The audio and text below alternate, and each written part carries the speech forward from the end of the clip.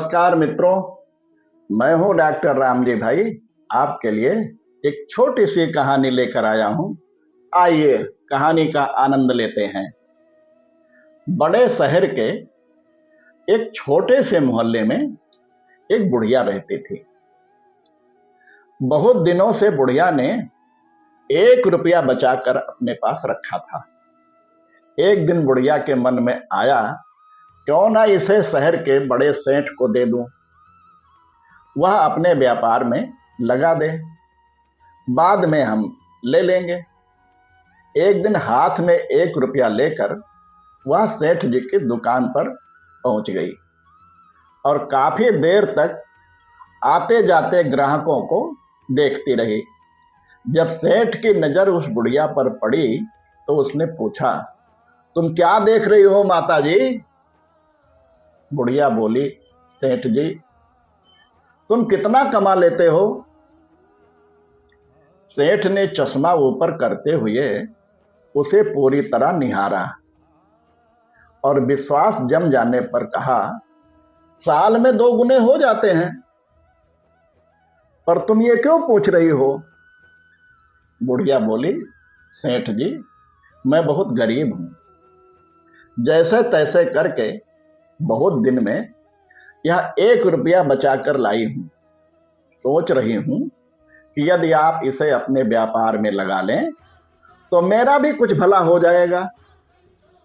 सेठ जी को दया आ गई। उसने अपने मुनीम को बोला, इस बुढ़िया का 1 रुपया बही खाते में जमा कर लो। बुढ़िया बहुत खुश हुई और जाते जाते बोले, सेठ जी, मैं 25 साल के बाद आऊंगी और अपनी अमानत लाभ सहित आपसे ले लूंगी। सेठ ने कहा, ठीक है।